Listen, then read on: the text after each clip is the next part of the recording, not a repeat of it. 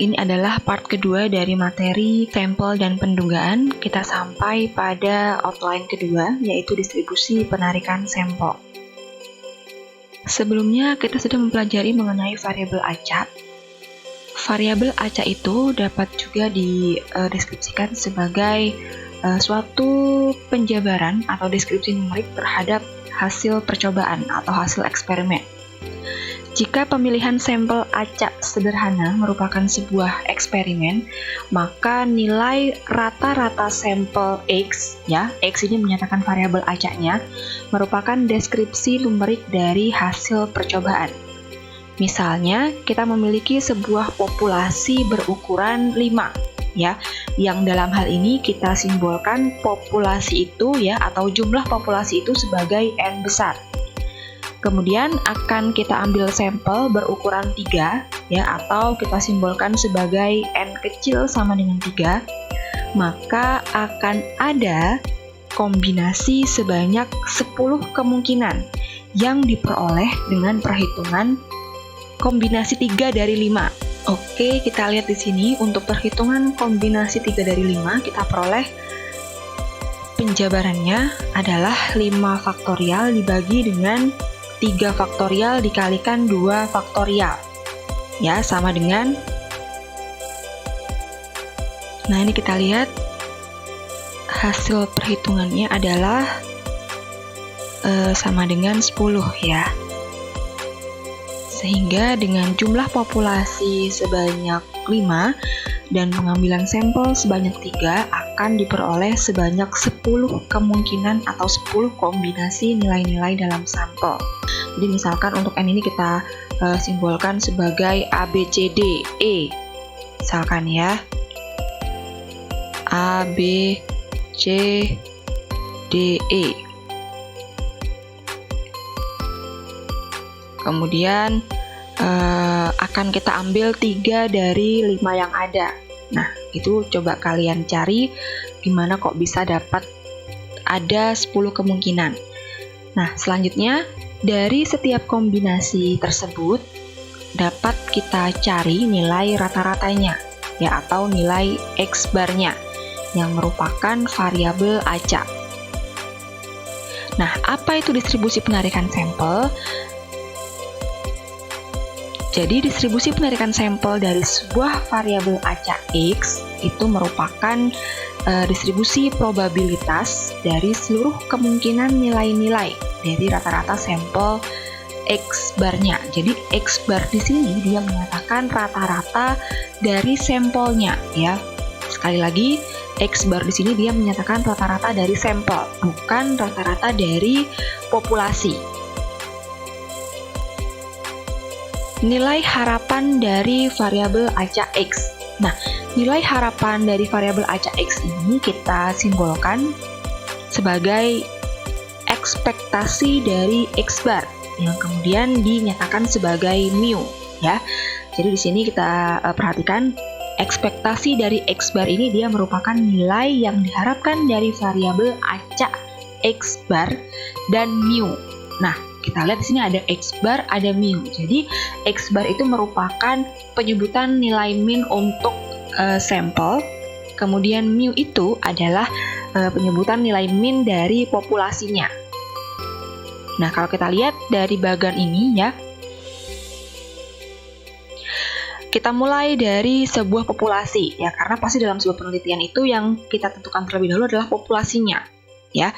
Dari populasi yang ada, ya, kita bisa menghitung yang namanya nilai min-nya, yang dalam hal ini kita simbolkan sebagai mu. Jadi mu itu sekali lagi adalah nilai min untuk populasi. Nah, kemudian setelah penentuan populasi, kita bisa menentukan yang namanya sampel. Sampel acak ini berukuran N yang dipilih dari sejumlah populasi yang sudah kita tentukan. Nah, kemudian jadi untuk sampelnya ini biasanya kita simbolkan sebagai N kecil, ya. Kemudian untuk populasi biasanya kita simbolkan sebagai N besar. Jadi agar tidak tertukar, kita simbolkan dengan simbol yang berbeda. Nah, kemudian dari penentuan sampel, kita bisa menghitung, ya, meringkas data dengan memberikan nilai rata-rata dari sampelnya yang kita simbolkan sebagai X bar. Nah, nantinya X bar ini digunakan untuk menduga nilai mu yang kita peroleh dari populasi. Oke, selanjutnya untuk menentukan varian atau standar deviasi dari suatu rata-rata yang kita ambil dari sampelnya, maka kita perlu melihat terlebih dahulu apakah populasinya itu merupakan populasi terbatas atau populasi tidak terbatas. Selanjutnya, untuk penentuan nilai varian dan standar deviasi dari sebuah sampel, kita perlu memperhatikan apakah populasinya itu merupakan populasi terbatas atau tidak terbatas. Mengapa demikian? Karena dalam hal ini perhitungannya akan berbeda. Untuk perhitungan varian dari sampelnya, untuk populasi terbatas dirumuskan sebagai N besar dikurangi dengan N kecil per N besar min 1 dikalikan dengan varian dari populasinya dibagi dengan ukuran sampelnya. Sedangkan untuk populasi tidak terbatas dirumuskan sebagai ukuran dari varian dari populasinya dibagi dengan ukuran sampelnya.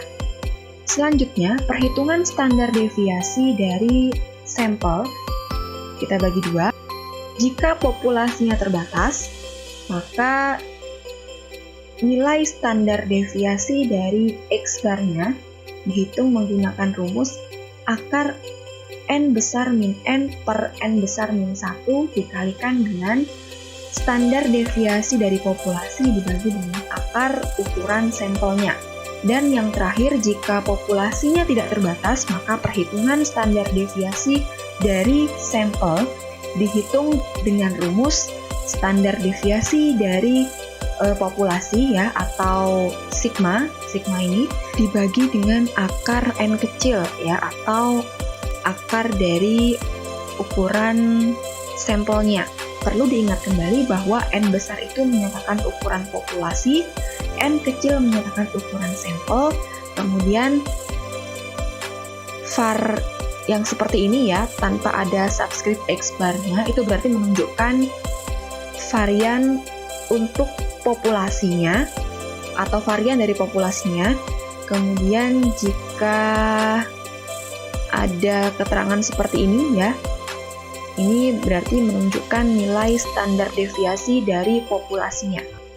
Untuk populasi terbatas, jika pengambilan sampel dilakukan dengan pengembalian, maka perhitungan varian dan standar deviasinya sama dengan perhitungan varian dan standar deviasi pada populasi tidak terbatas. Sebagai contoh, misalkan terdapat 5 orang karyawan yang ditanya mengenai upah mingguan yang mereka terima. Dalam hal ini kita nyatakan X sebagai variabel acak, yaitu upah mingguan dalam ratusan ribu rupiah. Ya, jadi di sini ada 5 orang karyawan dari yang kita nyatakan sebagai X1, X2, X3, X4, X5. Nah, nilai X-nya ini merupakan nilai upah mingguan. Misalkan untuk X1 sama dengan 5, berarti orang pertama atau karyawan pertama ini dia menerima upah sebanyak Rp500.000 per minggunya, dan seterusnya. Kemudian suatu sampel acak dengan ukuran sebesar 3 atau N sama dengan 3 diambil dari populasi tersebut, ya, tanpa adanya pengembalian. Hitunglah nilai mu, kemudian mu X bar, varian dan standar deviasi dari X bar. Kita lihat dari soal bahwa jumlah atau ukuran populasinya, ya, ada sebanyak 5. Jadi N besar di sini sama dengan 5. Kemudian karena dinyatakan dalam soal bahwa akan diambil sampel sebanyak 3, maka kita nyatakan untuk N kecilnya sama dengan 3. Ya, sehingga dalam hal ini jumlah kombinasi yang mungkin dari pengambilan 3 sampel dari keseluruhan 5 akan ada sebanyak kombinasi 3 dari 5 atau sama dengan 10 kombinasi, di mana masing-masing kombinasi dari sampel tersebut memiliki nilai min yang berbeda-beda. Jadi misalkan nih, kita punya 10 kombinasi ya dari perhitungan ini. Maka dari setiap kombinasi itu, kalau kita cari nilai rata-ratanya, dia akan berbeda. Ya.